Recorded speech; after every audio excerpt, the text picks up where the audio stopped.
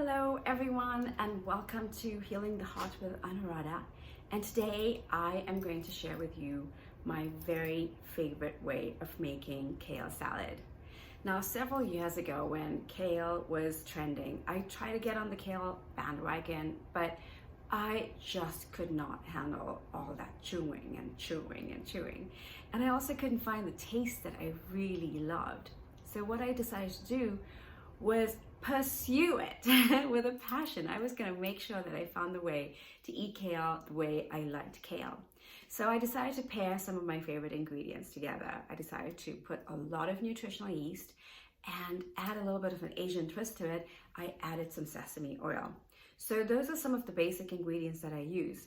But first, to show you how I prepare my kale. I'm excited today to share this kale salad with you also because this kale was grown right here in the community that I live, in addition to the beets which I pair the kale with. I find that pairing beets and kale to be a really lovely combination because the beets are very soft and succulent after they're boiled, and it just adds a bright, beautiful, vibrant color to it. Beets is also one of my favorite go-to veggies. I love having it almost every day, either raw, grated onto my salad, or pickled, or in coleslaw. And I'm going to be sharing with you different ways of preparing beets for you to be able to fall in love with beets. So the very first thing that I do is when I get my kale, I try to store it really nicely whole.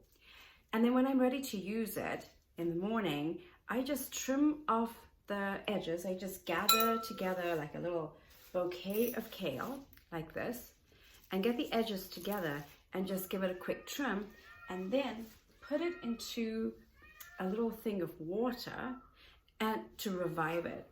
I generally tend to do that with most of my greens, whatever greens I'm using, especially if I'm using beet greens or spinach greens, parsley, cilantro. Whenever I'm using it, I just chop off the ends and then give it a quick little bathe in some water so that it could just kind of crisp it and give it a little bit of life force. So I've already done that. And the kale wasn't in really bad shape. I've had it in the fridge for several days, but then it just crisped up. It only took about a half an hour or 40 minutes. If you don't have time, just giving it 10 or 15 minutes just takes the lump out of it. So I highly recommend you doing this particular step, and it looks really beautiful. Looks like a vase of greens. So then the next thing is I soak it in some water. And I'm just going to show it to you like this. I just soak it in water. And usually if I'm making a big bowl of kale, a big salad for maybe more than 3 or 4 people, I usually fill my sink with a lot of water and then soak the kale in there. But for the purposes of 2 people, I just use a nice big bowl like this and I keep it immersed. After it's soaked for a few minutes, and I keep kind of pressing it in so that I get any kind of gunk out of it, I usually work with it as a whole stalk. In this way, I'm able to just kind of give it a quick inspection to see that there's no little, bugs hanging around or any kind of, stuff, gunk on it. And then I dry it. I'm going to just show you here. What I do is I give this a quick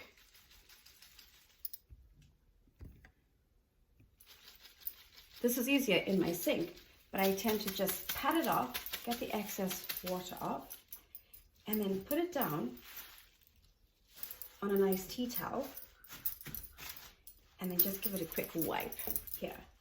Now you could do this in your salad spinner if you wish, but I prefer drying it off. It just takes a few minutes anyway. I prefer drying it off like this so that I can get into the insides of it really nicely, and it's giving me a chance to inspect it.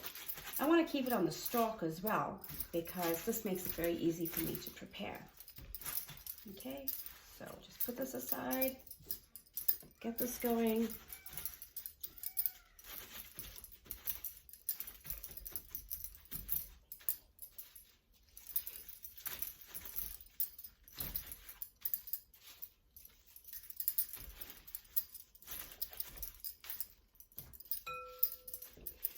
The leaves of the kale are pretty leathery, so the water just kind of slides off of it.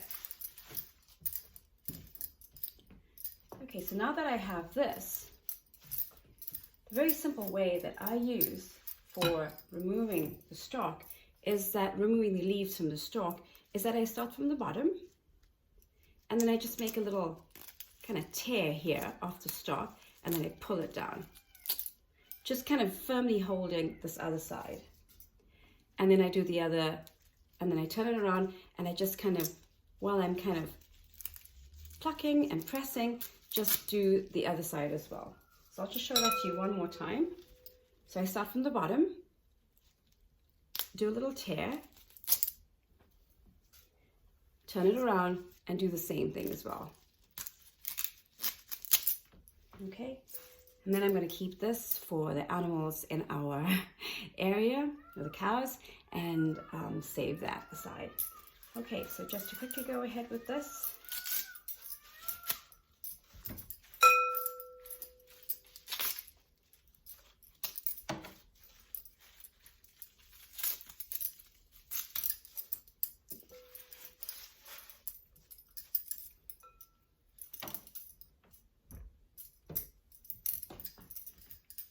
Okay, at this point, I'm just going to break this into bite-sized pieces. I don't want to actually, cut them too small, but at the same time, I don't want it to be uncomfortable to eat.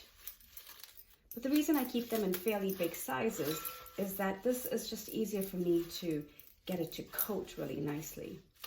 And when you're tearing it off, in any case, it comes really beautiful. It just comes to a really beautiful size in itself. This is pretty big, so I'm just going to go ahead and give it a quick tear here. Now, I would generally use probably that size bowl to do this, but I have my kale soaking in that right now. Okay, so I think this is all ready. And this is where the pretty part comes in.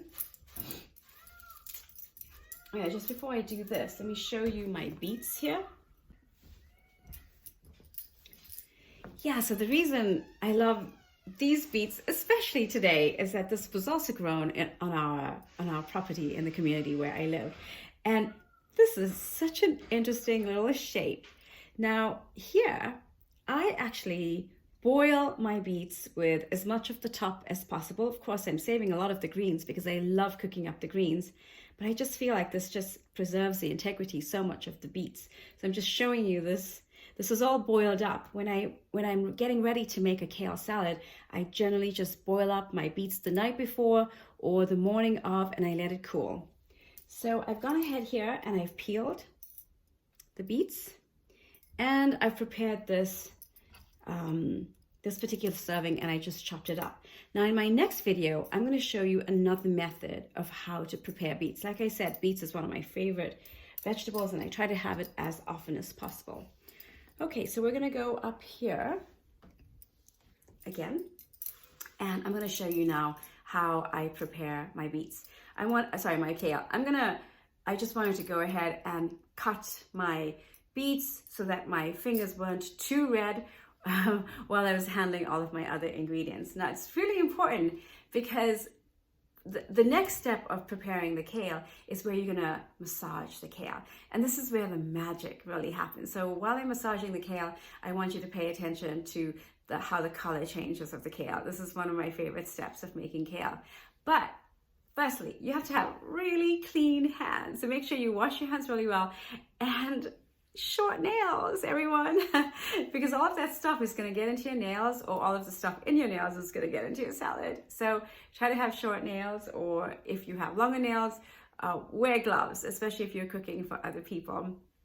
Okay, so I'm going to go ahead and show you what I try to do with the kale. Is I try to just add the littlest amount of olive oil into my kale salad.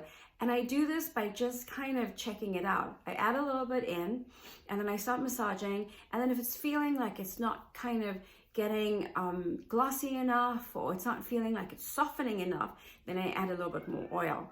I'm trying to use as little olive oil, or in general oils as possible on my salad, because I love to cook with ghee, and I feel like we get enough ghee into our diet. So I just try to reduce as much of olive oil as I can. So I'm going to just show you how I go ahead and I prepare the kale, and we'll get ready. So I'm just going to put a little bit of oil and then start massaging.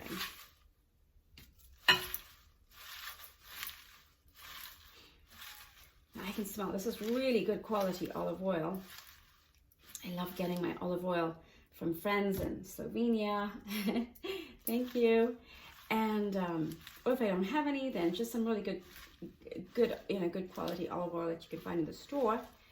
So as you can see, I don't know if you can, yeah, maybe you can.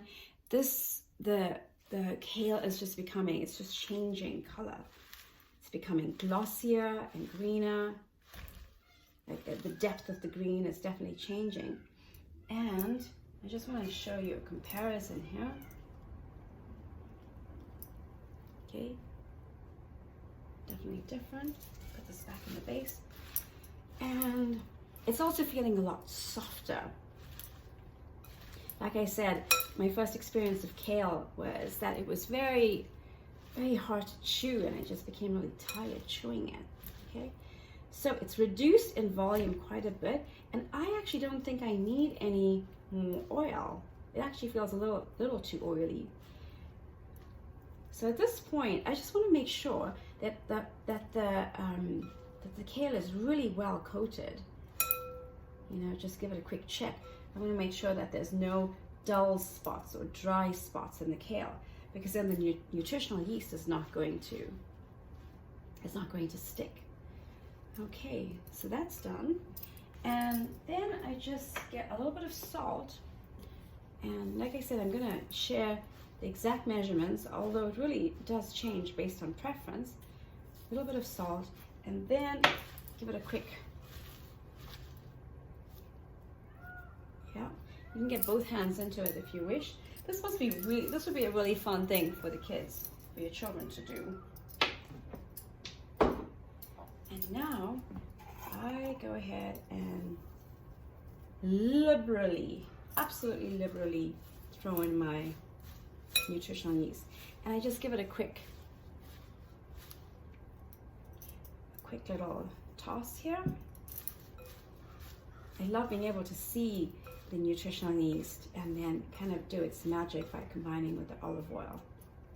Yeah, so that looks already really beautiful with specks of yellow in it. And this is where I like to just drizzle a little bit of sesame oil. And I love this because it just gives it a nutty, toasted, Asian kind of flair to it. So good. So another little quick toss here. It's looking and it's smelling so good. Now here I have a couple of different options. I can either have this by itself, just a plain cane salad, and the flavor over here is really fantastic. Or I pair it with my beets. And then in addition, if I want to have a really lighter meal and make the kale salad more of the bulk of the meal, then what I tend to do is use canellini beans. And this is just canned canellini beans, a really nice brand, an organic brand with very little salt. I give it a really nice rinse. These canned beans require, at least 2 or 3 rinses, and I let it dry out a little bit. So what I love the color. The cannellini beans are really light and kind of whitish, and this bright green and this just gorgeous deep red.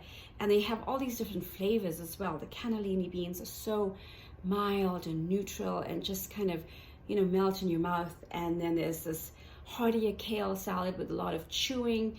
And then there's just a soft texture of the beets with a little bit of sweetness to it. So let me just show you how I would present this right now.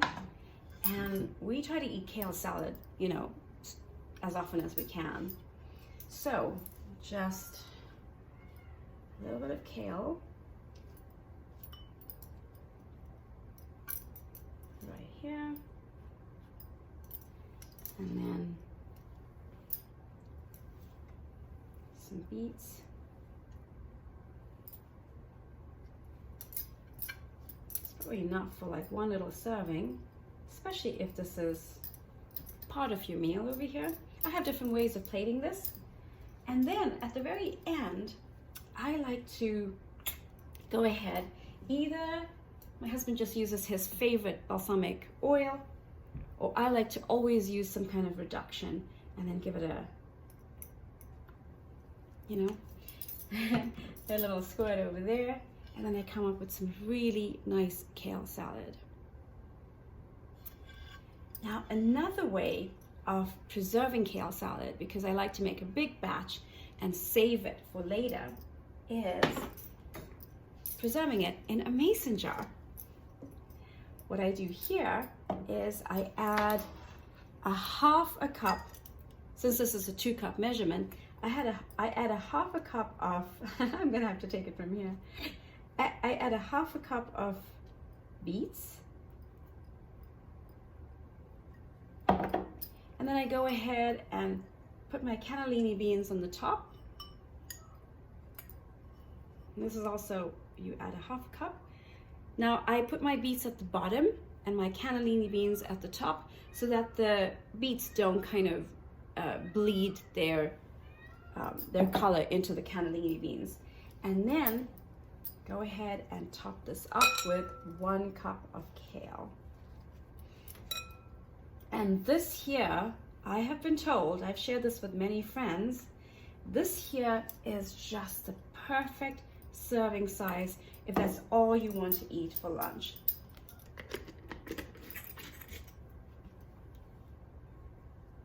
Really, really beautiful.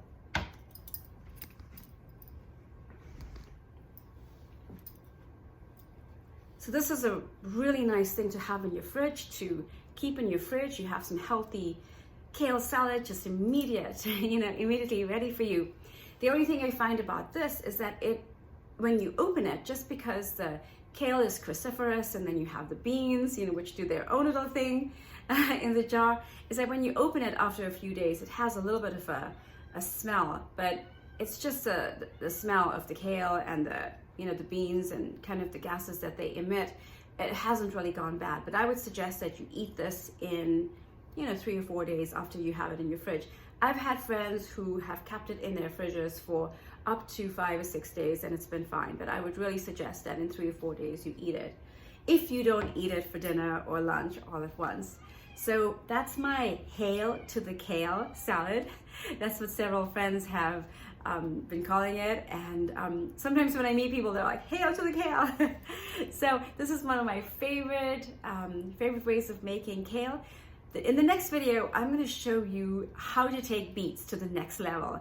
If you can include beets in your diet several times a week, I highly recommend it. So in the next video, I'm going to show you my absolute favorite way of taking beets to the absolute next level. You're going to absolutely love it. You can put it into this kale salad. You can put it on sandwiches. You can just have it as a side in some kind of, rice bowl or a Buddha bowl. There's so many things you can do with it. It's just absolutely crazy. So I'm going to share that with you in my next video. So this was my hail to the kale, my favorite kale salad. And so here's to your health. I hope you make it. And subscribe to our YouTube channel, Healing the Heart with Anuradha. You can also find us on Facebook, Healing the Heart with Anuradha, where sometimes I share live videos, etc. And we will be starting our podcast soon. So I wish you a wonderful day, and I look forward to hearing from you about how you love kale salad. Okay, take care.